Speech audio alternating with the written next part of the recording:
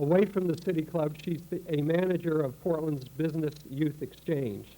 The inspiration of her committee and the club's Business and Labor Committee, in collaboration with the Northeast Jobs Committee, has brought focus this spring to a series of 4 forums on one of the essential issues for this community and Oregon's growth and prosperity: the quality of our workforce and the ability of the workforce to respond successfully to opportunities and challenges of transition in our economy.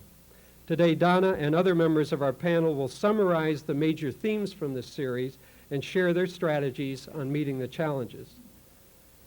Our next panel member, sitting to Donna's left, is Jennie Portis, coordinator of the Northeast Workforce Center in Portland and of the Northeast Jobs Committee. The objective of the Workforce Center is to simplify access for Northeast Portland residents to a wide variety of employment and training services. Key partners for Jennie and the Center in its efforts include the Oregon Employment Division, the Private Industry Council, and the Portland Community College and its Northeast Skills Center. Mayor Katz, Vera Katz, to my left, really needs no general introduction to this audience, but her activity and record in economic development and job creation deserve emphasis today. She's led the city effort to complete a new integrated economic development and job creation policy, which is called Prosperous Portland, and the development of a minority contracting program that's achieving results as high as 32% minority business enterprise participation on city construction projects. Her personal interest and involvement have spurred the Portland Trailblazers to a successful program for the hiring of minority contractors and workers in the current construction of the newly named Rose Garden and its surrounding urban complex. As former Speaker of the Oregon House, Mayor Katz was a leader of the state's Workforce 2000 program, which initiated the present effort to improve education and training of Oregon's workers. And she is, of course, the author of Oregon's landmark education reform legislation that, again, underscores the importance of preparing young people to enter the workforce with high prospects. Jack Bierwirth, to the mayor's left, our Portland Public Schools Superintendent, is leading the school district in the implementation of this state reform legislation. Last month, Portland's Roosevelt High School was invited to participate at the White House in the presidential signing of the School to Work Opportunities Act. Roosevelt was recognized as a model in Oregon for its School to Work program, which includes all students representing a highly diverse population. The model is aimed at assuring access to opportunities for family wage jobs and lifelong learning. Under Mr. Bierwirth's direction, the school district is forming strategic partnerships with a variety of employers in the community, such as the Cellular One Academy at Grant High School. And finally, Jim Harper, to my immediate right, the Human Resources Director for Vacher Siltronic Corporation, is also the chair of the Region 2 Workforce Quality Committee. Workforce quality committees are charged with ensuring progress towards state benchmark goals for a globally competitive workforce. Included in the charge are objectives for developing a diverse workforce with equal access to education, training, and employment. The committee will play a key role in allocating funds under the new federal School to Work legislation and serve as partner in establishing an effective system for implementing the act. Jim has a long association with Portland Community College as its foundation president and trustee in helping to build training partnerships between the school and local employers.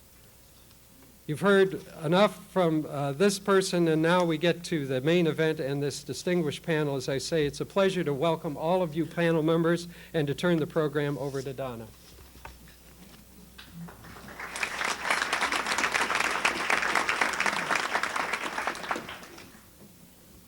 Before I get started, I need to reintroduce myself. I manage business partnerships for Portland Public Schools and have newly been given the responsibility to lead the formulation of our School to Work Opportunities System strategy, development of our strategy for School to Work. Thanks. Today's program represents the culmination of a collaborative effort between City Club of Portland and the Northeast Jobs Committee. Our goal for the project has been to examine issues, opportunities, and challenges in implementing workforce development strategies which provide equal access to training and jobs for local community residents. Our approach was to sponsor a 4-part series of town hall discussions between key stakeholders involved in developing a diverse workforce. We began with a panel focused on a case study of the construction industry in Northeast Portland. During our next session, we broadened our discussion to include a range of other industries, examining regulation and access to training and employment.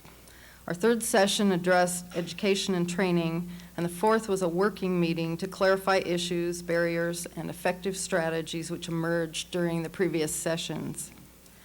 We have provided a forum to facilitate these discussions of barriers and solutions. There seems to be agreement between the stakeholders on the goals for a diverse and competitive workforce. Policies are in place. We have identified some of the gaps between the goals and the progress toward achieving them. We have also highlighted some of the successes in achieving the goals based upon individual initiatives, for example, by the Blazer Arena Project, Gresham Fire Department, Powell's Books, to name just a few. Today, we are inviting comments from leaders of organizations who have key responsibilities and influence in the 3 areas we discussed. 1, education and training. 2, regional strategies for development of a diverse workforce. And 3, regulation and access to public jobs. We are asking these leaders to examine how they can overcome the barriers identified and integrate the successes which have been demonstrated into current policy implementation and workforce development. Our guests invited to respond to a summary of the series then are Jack Bierwirth, Superintendent of Portland Public Schools, to address the changing role of education as partner with industry in workforce preparation. Jim Harper, Chair of the Regional Workforce Quality Committee covering Multnomah and Washington counties, to discuss the committee's oversight responsibilities for development of a diverse workforce. And Mayor Vera Katz to discuss workforce development for Portland as a regional leader in economic development. The series attracted a large, broad, and diverse range of participants who tended to stay with the entire series. Participants expressed an intent to be part of an ongoing strategy implementation. Many are in attendance today and are ready to work with lead organizations. I'd like to next introduce Jennie Portis from the Northeast Jobs Committee, my partner in this project, to give a brief summary of the findings which emerged during this series and to which we've asked our guests to respond.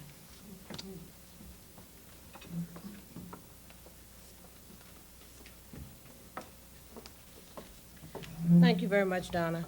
Let me just reintroduce myself again for you. I'm Jennie Portis, and I'm the director for the Northeast Workforce Center. I am also the coordinator for the Northeast Jobs Committee, and I've been in that role for about maybe 5 or 6 years now. Before I get started on summarizing some of the findings throughout the series, I'd just like to first acknowledge and thank the City Club and its 2 committees, Business and Labor and the Education Committee, for co-sponsoring this kind of workshop and series of forums with the Northeast Jobs Committee. I'd also like to just mention at the table here near the center some of our Jobs Committee members who have been with us since inception of the Jobs Committee.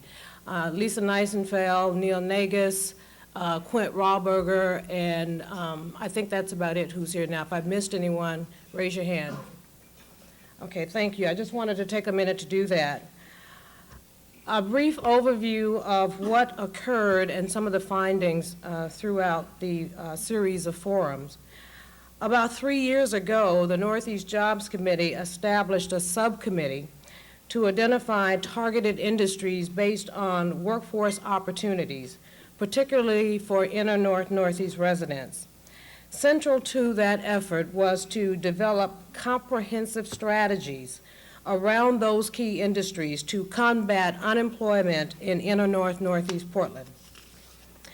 Now, throughout the series, and I think we had about 3 or 4 of them, some of the basic common themes that kept coming up over and over were that intergovernmental cooperation and goal sharing is necessary. Real change requires willingness to change underlying assumptions.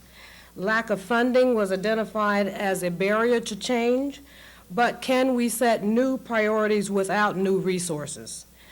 There are some private and public sector initiatives that are good models for change, and I think Donna mentioned a couple of those, and we had an opportunity to hear from Powell's Bookstore, from the Gresham Fire Department, who are really looking at the way they are doing outreach and recruitment and assessing some of those tools. Now, an overview is that, and these are things that came out of the series, is that the same situation was viewed very differently by individual stakeholders. The construction industry is a good example of common issues of workforce development, and success in overcoming barriers and meeting challenges will require reality checking on consensus building. I'd like to spend just a minute or so talking about sort of the stepping stone, the thing that sort of springboarded us into the rest of the series. The Jobs Committee, in looking at the targeted industry, started with the construction industry. We commissioned a study, a survey of the construction industry, because we wanted to develop a comprehensive strategy around how can we connect Northeast residents with this particular industry. So what we needed to know was what were the job opportunities available, what skill levels were required, what kinds of training programs already existed, and where were gaps in training programs, and how can we as Jobs Committee participants better deliver our services in order to get our clients from here to there.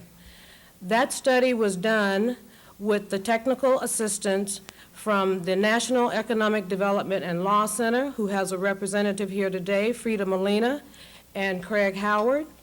Craig is not here with us today, but the baseline study also provided through the National Economic Development and Law Center was done by Jay Margulies, who is a local consultant here.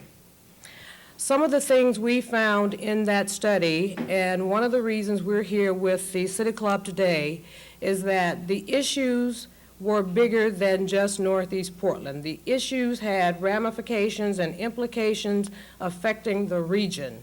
This is a region-wide findings. And we also recognize, too, that not only were many of these issues in the construction industry survey unique to that particular industry, but also many of the issues and barriers were going to be common across other targeted industries as well.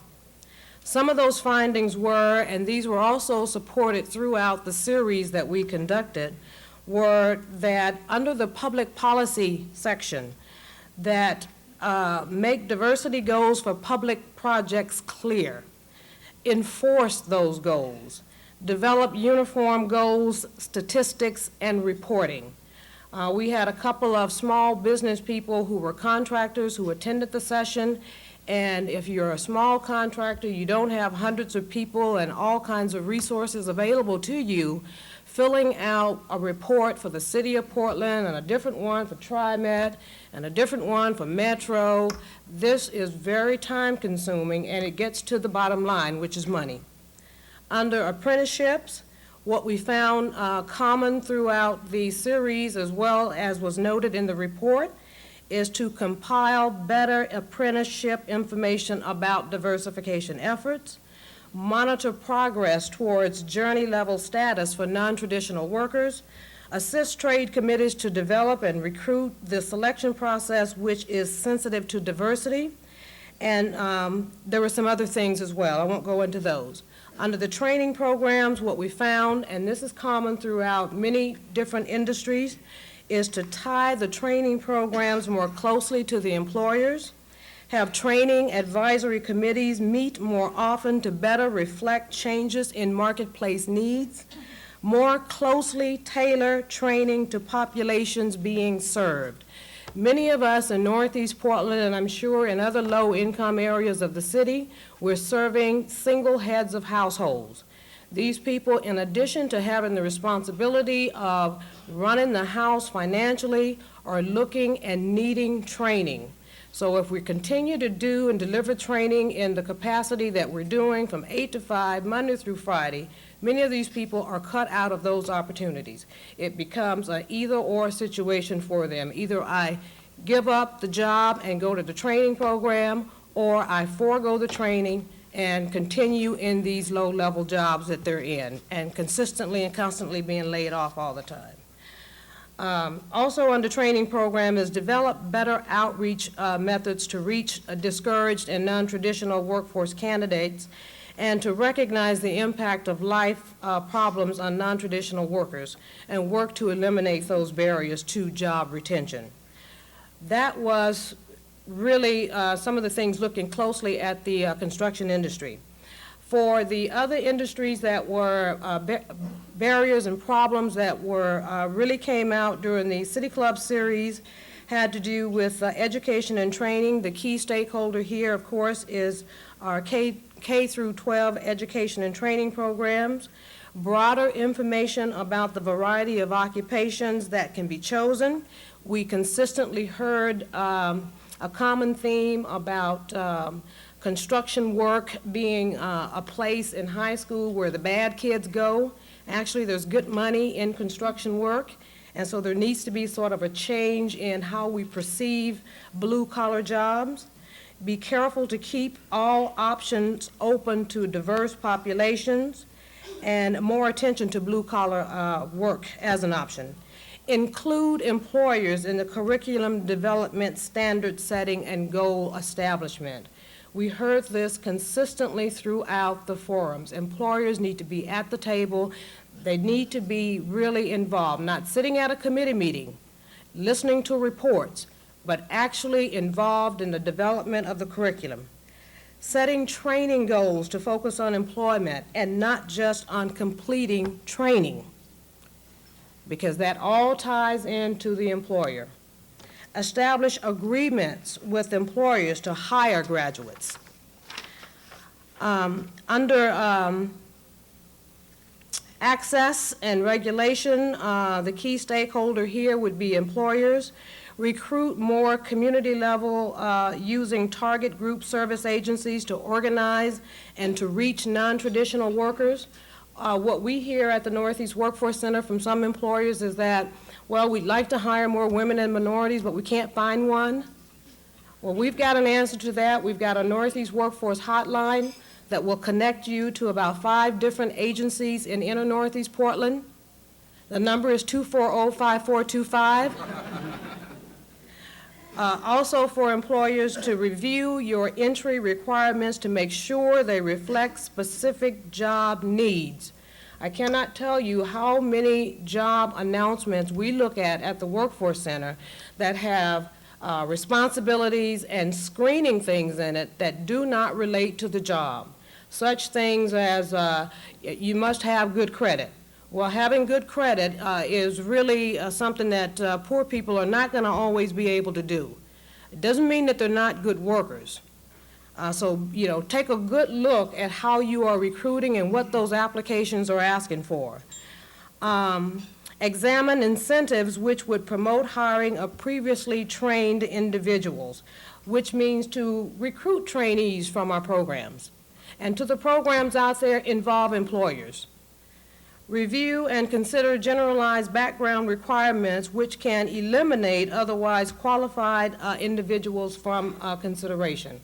You know, we see jobs a lot of times where people are asked to be a receptionist. 90% of their job is going to be answering the phone, but part of the screening technique is that you must be able to type 90 words a minute. You know, is it really relevant? How much typing are you going to be doing? So really do take a look at those things. Just because you've always done it that way does not mean that you should continue to do it that way. The one big thing that came out of the series and also was highlighted in the construction report had to do with the data collection. Now this is a real good one. Everybody's collecting data, but we really don't know why. And what are we doing with it? Are we looking at that data to make policy changes? We didn't really get a lot of that in the series. So why are we collecting the data? Are we all collecting the same kinds of data? And then what are you doing with it? Are you really making some changes in the way you do outreach and recruitment? Limit collection of information to only necessary data.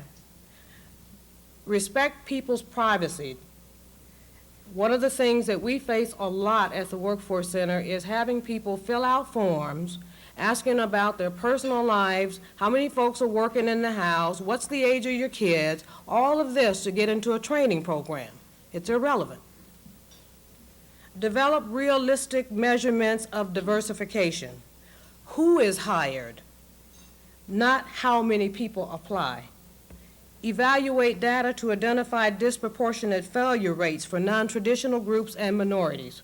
We heard in the construction industry where there is a large dropout rate for women and minorities who are not making it through. Let's take a look at that. Can we collect that information? Can we find out what's going on there and make some policy changes with that? I'm not going to keep going on here. I've got some other notes, but I'm going to, I think I probably used up my 10 minutes, and I'm going to sit down now, but I would like to end by saying it was an excellent series of discussions. The Northeast Jobs Committee plans to stay involved in this process with the Labor Committee and the Education Committee for the City Club. Our challenge here for the stakeholders today is, how about you?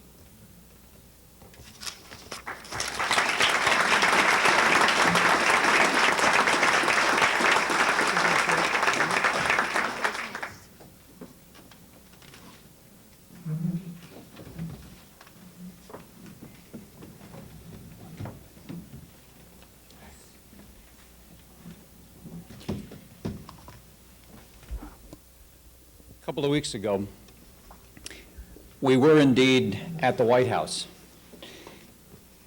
for the School to Work Transition Bill signing. And it was sort of a cross between Barnum and Bailey Circus and Imperial Rome. Marine bands, the president, lots of people in white suits and gold braid.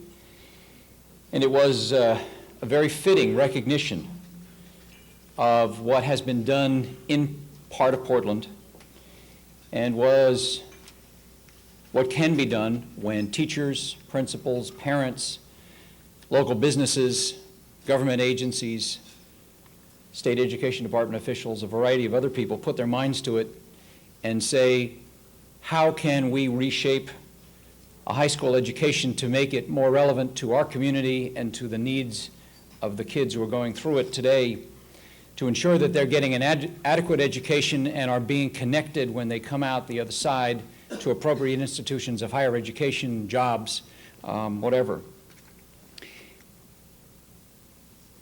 That program is in process.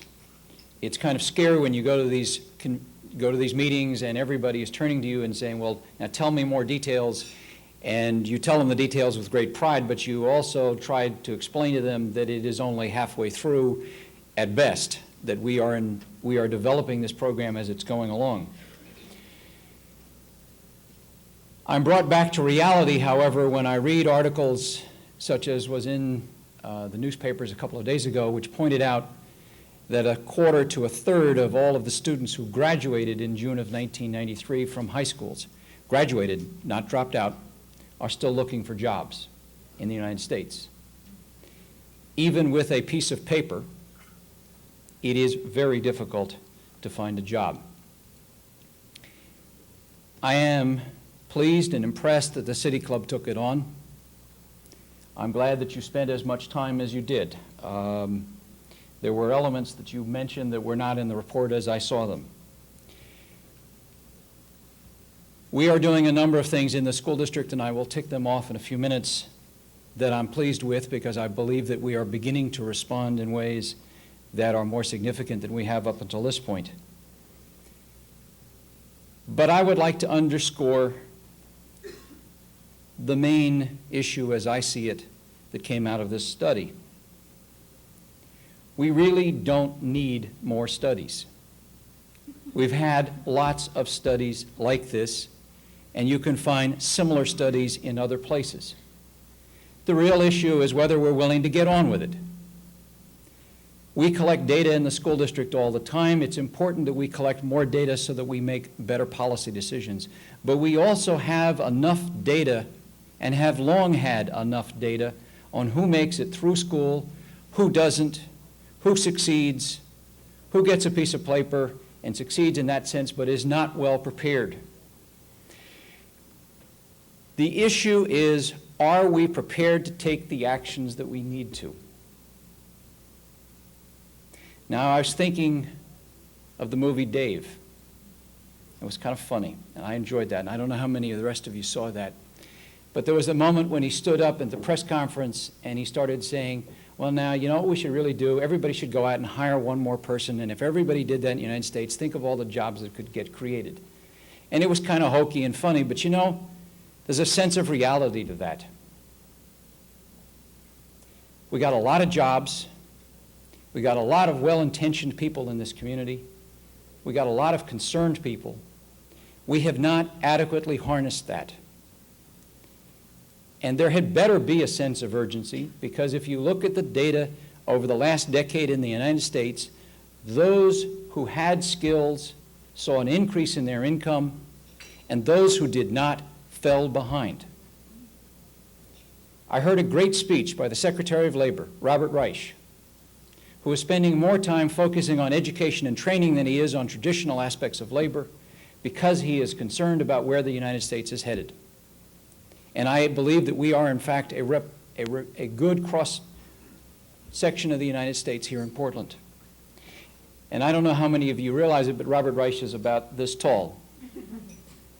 And he said, if you look at the United States on average, the United States on average is doing just fine over the past decade.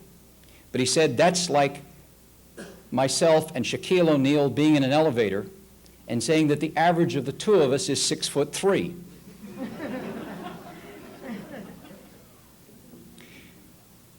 When I look at economic statistics and jobs for Portland and for Oregon, the average is not bad. But the average masks a reality that is as serious as averaging Shaquille O'Neal and Robert Reich. And it has gotten worse.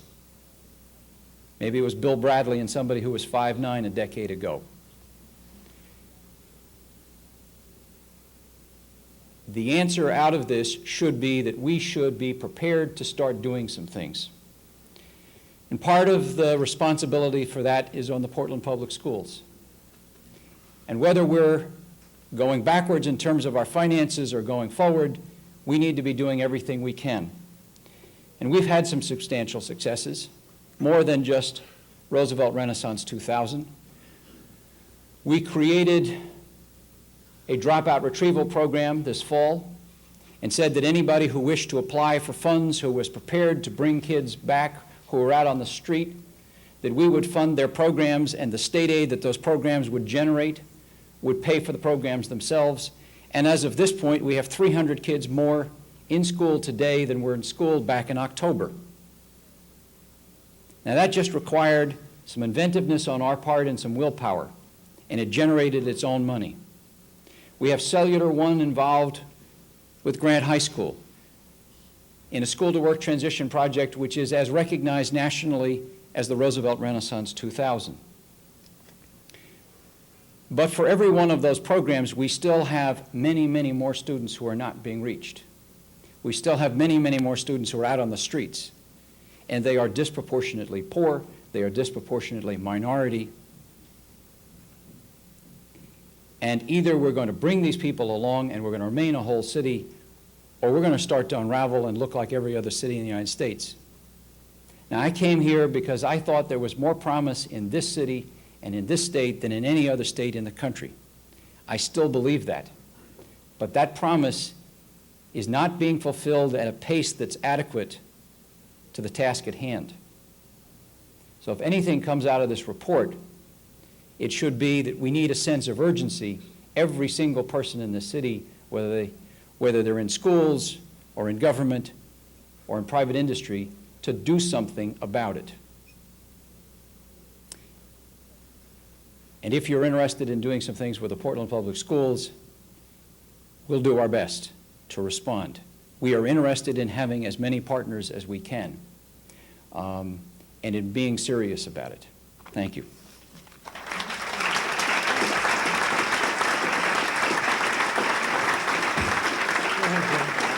I hope I didn't disconnect you. Good afternoon, and I'm honored to be here and pleased that Portland has been identified as a regional leader by the series sponsors. When I first arrived on the scene as mayor, in fact, the first week, it became clear that there was a lot of activity to try to develop opportunities for minorities, women, disadvantaged workers, and for emerging small businesses. But there was a lot of activity and very little else. And part of my commitment to this community was to set that as a high priority for this administration. And we focused on several issues, that the city needed to have a commitment that was backed by real actions, backed by results. Our vision also had to be shared with other governmental players so that our joint resources could be brought to bear on coherent rather than conflicting programs. And third, that we need to promote opportunities that span both the public and the private sector. As I said, the city was struggling to improve these opportunities for minority contracting and public works projects. For example, the city spent $500,000 on Public Works First Source program and a pre-apprenticeship training program over a period of several years. What we found was that the money and good intentions are not necessarily enough to guarantee results. And as we have moved to look at real results of our programs, we have learned a lot. The numbers tell us compelling stories about the gap between what we intend and what we achieve. In late 1992, more than a year after this program was instituted, the city attorney's office, with leadership of Madeline Wessel, who's sitting, Madeline, raise your hand, sitting over there, conducted a study and determined that for those contractors receiving city public works projects over $50,000 in 92 versus 1991, out of 1,535 employees, only 14% were African American, 0 were Asian, 16 were Native Americans, and 45 were Hispanic. The total number of minorities receiving construction job opportunities with this group of contractors was 3.5%. And that compares with the minority population in Portland, which is about 3 times larger than that percentage number. An update of this study, which took a look at the data for 1993, found some modest improvements in the numbers, but we still discovered that minorities and women held jobs at half of the actual rate of availability. Now that also, those numbers aren't only for the city of Portland that were disappointing, they were also disappointing for the apprenticeship training programs run by the Bureau of Labor and Industries, which covers Portland, between 1985 and 1993, 8 years. 1 woman of color reached journey level status for the trades during 1985 and 1993. 31 white females reached journey level status. 48 minority males reached journey level status. These figures represent the totals over an 8-year period for contractors, electricians, operating engineers, plumbers in union and non-union training programs, where the total number of graduates was 691. I could go on and on and on, but I want to share with you what we finally did. When I became mayor in January of 1993, I determined that improvements in the city's programs, monitoring and intergovernmental cooperation on the issue of fairness in employment was absolutely essential. And so about a year ago, the City Council adopted the Fair Contracting and Employment Initiative that had 7 major initiatives, targeting almost every area in which the city could promote change, both within the city and to the extent possible externally. Now, I need to share this with you, that though we always talk about programs and how much money we place in those programs, as Jennie clearly said, it's the results that matter. And we don't spend enough time focusing on the results. So I'm going to spend a little bit of time about what we set up, and now we're going to in the process of actually measuring the results. We set new targets against which to measure the success of our contracting systems and programs. And we established much better internal monitoring systems to measure exactly what's happening with the resources that the city put into those programs. The new targets were 9% for minority and 5% for women. We initiated changes in the ways our major bureaus go about bidding their projects, both in public works and professional and technical and expert service arena. There's an informal bid now for those contracts that were previously just let out by a signature of a commission, and one of those bids needs to be requested from a minority, small business, emerging business, or female-owned business. And we made changes in the bidding of our major public works projects, such as the new Walnut Park Police Precinct, which opened up today, partially opened up today, and we are celebrating that in Northeast Portland. And the Bureau of Environmental Services' new Headworks Treatment Plan. Now, when you think about all the money we spent on capital construction projects and all the money that we're going to be spending to deal with our environmental problem in cleaning up the Willamette and the Columbia Slough, it's absolutely critical that we began to lay that foundation, especially for the major bureaus that will be spending close to $700 million in the next several years. Now, both of these projects have come in with minority and women-owned businesses' participations at levels of nearly 30%. 30%, even though our target was 9 and 5. In the Blazer arena, where with the help of the Northeast Economic Alliance, we brought all the partners together, the owners, the labor unions, the managers, the community, and they finally got it, and they did something that probably nobody else had done in this community over the years. They came up with a 37% of work for minority businesses, female-owned businesses, and emerging small businesses. And we're going to continue those initiatives as we begin to expend those resources to build the combined sewer overflow projects. Now, working with TriMet and the Oregon Department of Transportation, we established a new clearinghouse program to assist minority, female, and disadvantaged workers to obtain some systematic apprenticeship and work opportunities on governmental construction projects in the region. And that was our cooperation with our partners. And we hope with those partners, as well as labor and private industry and the State Bureau of Labor and Industries, that will help us achieve the results in the real numbers of minorities and women moving into the construction industry. And then the city adopted through the budget process for the establishment of the Regional Disparity Study, aimed at examining the barriers and opportunities established for minorities and women who have sought to participate in the regional construction industry. That's our response to Croson, and that was our Croson study.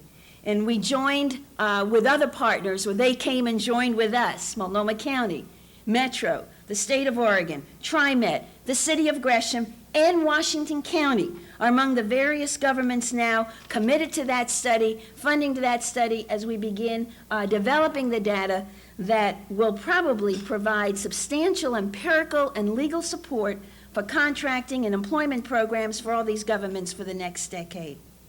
In addition to that, the City Council made a commitment to enhance staffing opportunities and make staffing and administrative changes to embark on toughening the standards for equal employment opportunity certification of city contractors.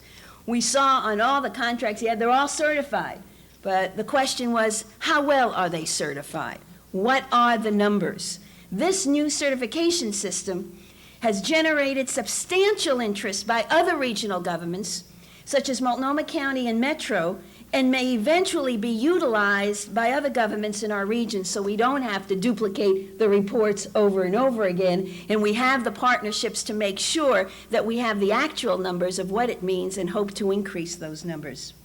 Internally, we've established city internal committees with representatives of other bureaus to basically say, this is important.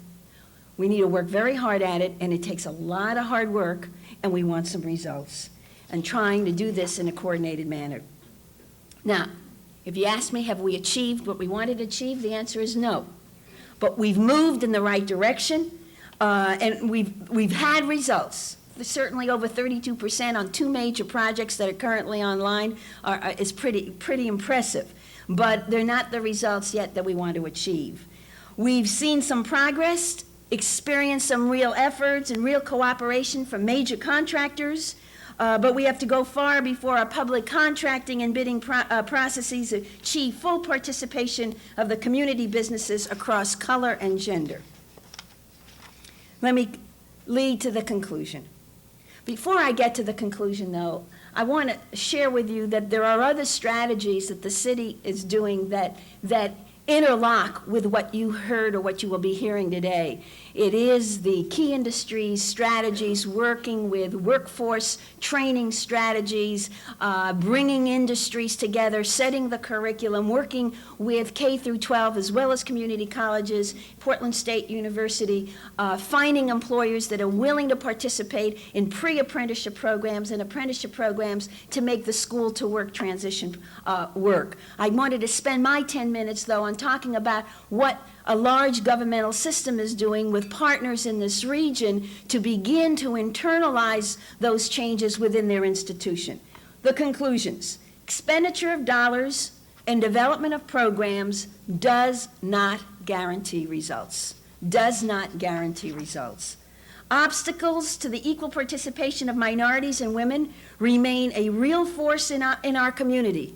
We must deal with those obstacles and not ignore them. And so as we analyze the data, we need to focus on the data and ask ourselves the question, what else do we need to do to bring those numbers up? Effective actions will be intergovernmental in nature.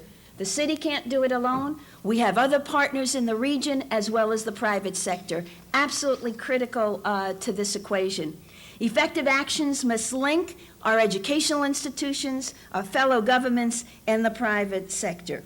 As I stated in my report to the City Council last June, ineffectual and inadequate governmental actions and programs have failed to address the economic pain of the neediest groups among us, despite the best efforts, despite the best intentions, and an array of good faith effort programs.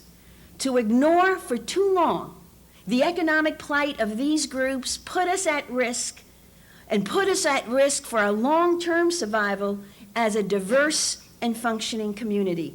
And as a community, we must continue to search to find better answers. And I just wanted to share with you this afternoon that at least one of your partners in this equation is doing its part and its role. We need to do more. We need to get better results, but at least that work has started. Thank you.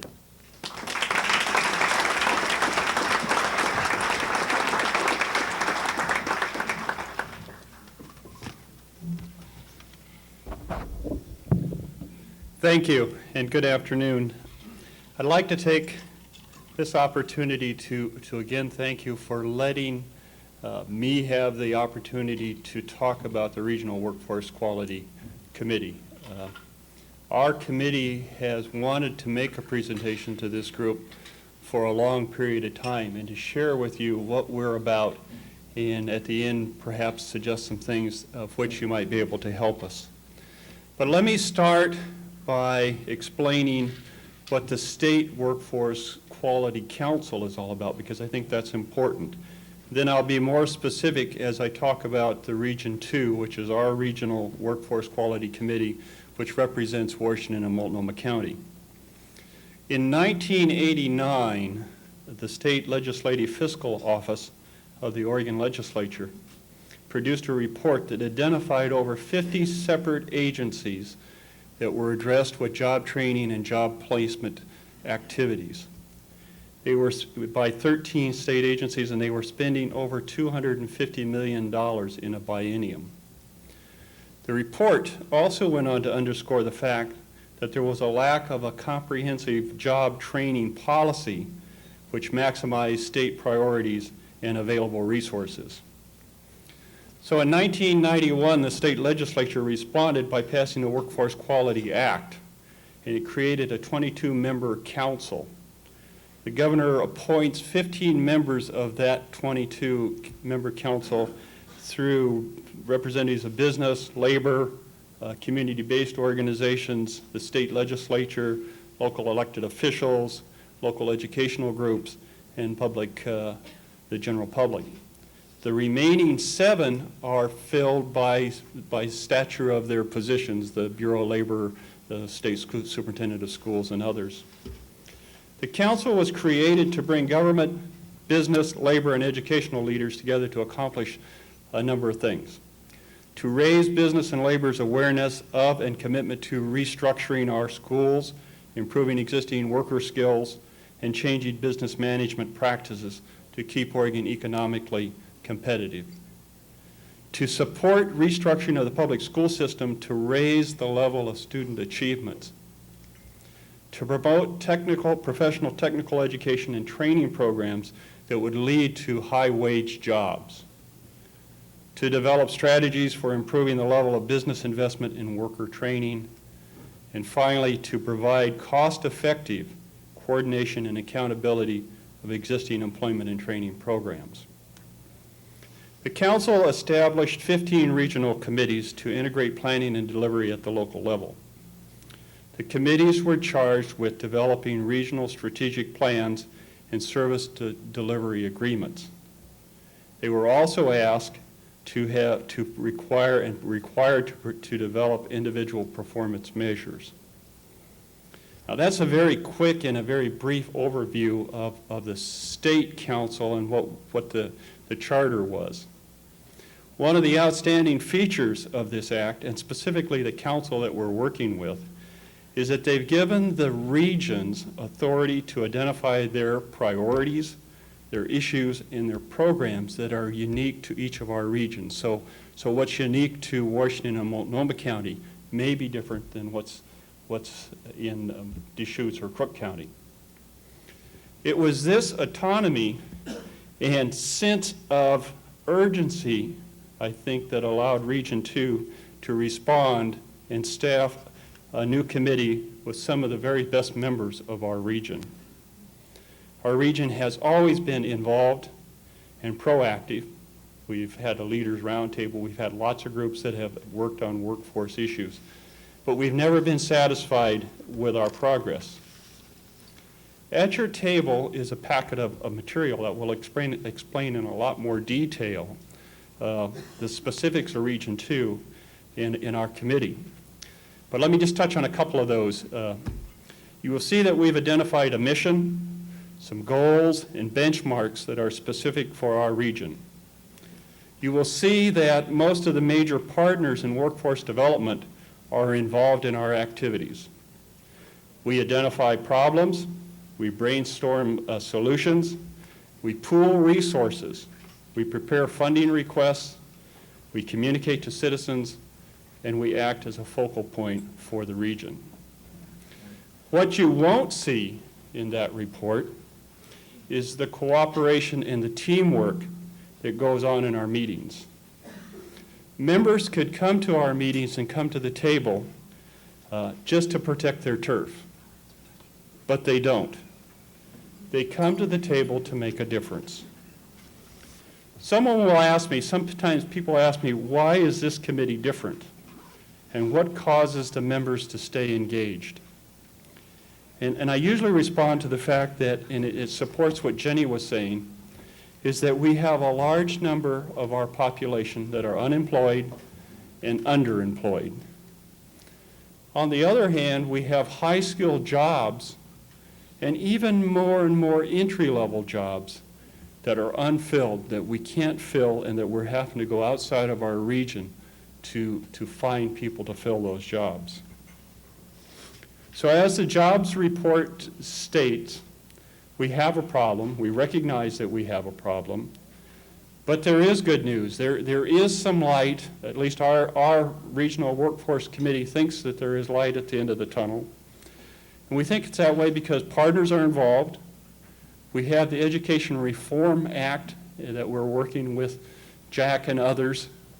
We have the School to Work programs. And we have a recognition of the problems that are out there so that we can start to address them.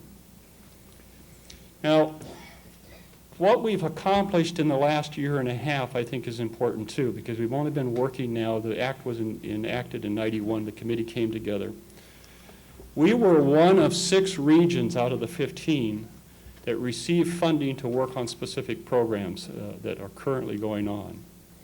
We received funding to work on school to work opportunities that will touch about 2,000 young people in our school system in Washington, Multnomah County.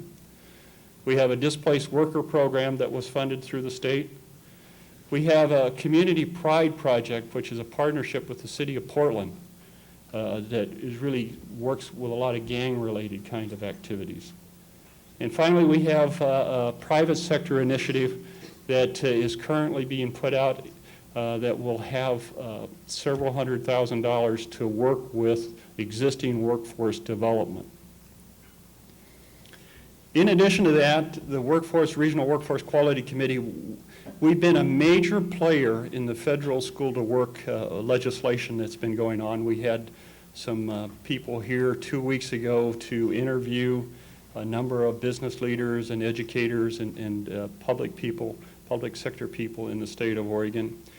We have every expectation that we will be one of the 5 states that will receive a federal grant that could amount to as much as $40 million over the next 5 years. And that money will be appropriated to, I think, a number, maybe 4 or 5 regions in the state, of which we're very hopeful will be one, and that we can continue to use that in school-to-work activities. We are working on CAM and SIM projects with the school system and trying to develop standards that will better prepare our people as they come out of the school system. And I can tell you it's our desire that those young people have paid internships as well as the teachers have paid internships as they do their work-based learning in their apprenticeship program. Now, specifically to address what the jobs report said, one of the questions was that the influence of the private sector in education and training must increase. And I can tell you that in our committee, the chair and vice chair have to be private sector people. And so I represent the chair. Joel Kirk from Tektronix represents the vice chair. We are currently soliciting, as I said, private sector for workforce development to keep them involved. We've had a major connection with the regional workforce strategies, the region strategies, the state economic development group. And for our region, we could get something like $500,000 for workforce development to coordinate with this activity. And our committee has played a major role in the fundamentals of working with Roosevelt and other schools in the Portland Public School System, as well as working with the Oregon Business Council as we work on establishing models and trying to implement 3565. I think another important thing that we're working on is very important is the outreach and recruitment for a diverse workforce. We are involved with JobNet, which is a partnership that relates to employment services, JTPA. There are a number of other partners in that. It's handled and ran by the Portland Development Commission. It's a way that we can address the needs of employers. We're looking at ways to reduce barriers or remove barriers for people going on to school. And what I'm thinking about there is we don't talk about, in the private sector, we don't talk so much about K to 12 anymore. We talk about K to L, and it's lifetime. We don't stop learning anymore. Some of our companies are specifically have a tuition refund program. And what we found is even though we had a tuition refund program that paid for education, a lot of our employees weren't taking advantage of it, and we couldn't figure that out. So when we got to looking at it, what we found is that number one, typically you ask for people to sign up for a class, they pay for it. When they receive a satisfactory grade, then you reimburse them for it. Well, a lot of people didn't have the money to sign up and pay for it in the first place. We also found that after they had worked all day, they didn't really feel like going downtown and standing in line and signing up for a class at one of our schools, PSU or PCC or whatever. So what we've done is we've taken away some of those barriers. We now have on-site registration for our employees. PSU and PCC come on-site with their computers. We sign up our employees right there on the spot, and even on their breaks we can do that, and then we pay the bill. And so it takes away a lot of the barriers, and that's what our committee is committed to looking at.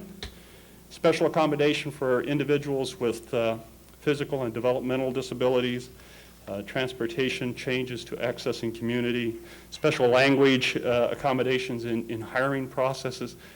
I guess I'm going to have to quit.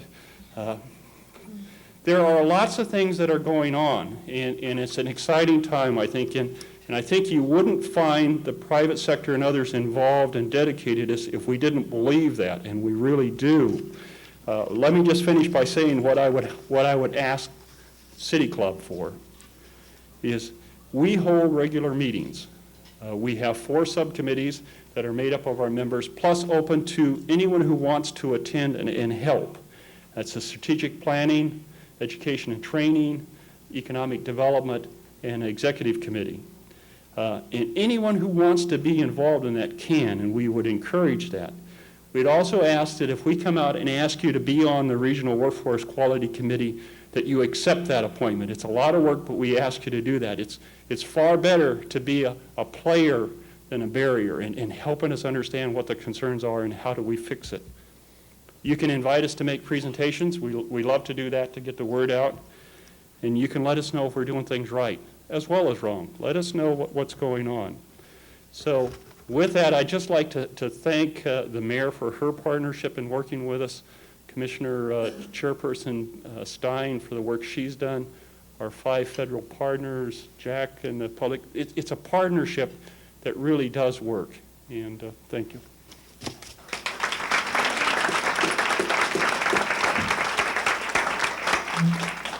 Our thanks to all the members of the panel for really a very intensive and excellent workshop on this important question.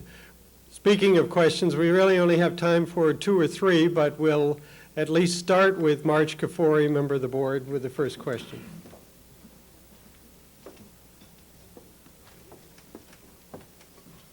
Thank you, Donna. I know everybody has to leave shortly, and I wrote out a lot of questions, but I only get to ask one, so I will direct this at Dr. Bierwirth. You've called for a sense of urgency and a harnessing of the community to prepare and employ our citizens, and I would like to know specifically what you would like to see happen after people leave this room.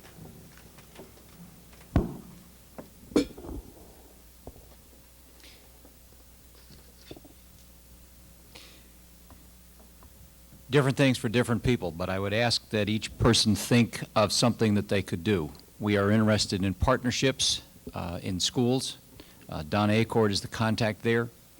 People could be involved in job training programs. Jim talked about looking at barriers to people going on for further training. Are there barriers in people's companies to doing further training? I would ask that somebody go back and take a look and see if they couldn't come up with a list of just 2 or 3 things that they could do that would somehow or another contribute to the solution of this situation. And I think everybody could come up with 2 or 3. Andy Sloop with the next. By the way, Mayor Katz asked me to extend her apology. She had to move on to in a tight schedule for the day, but said she enjoyed very much being here.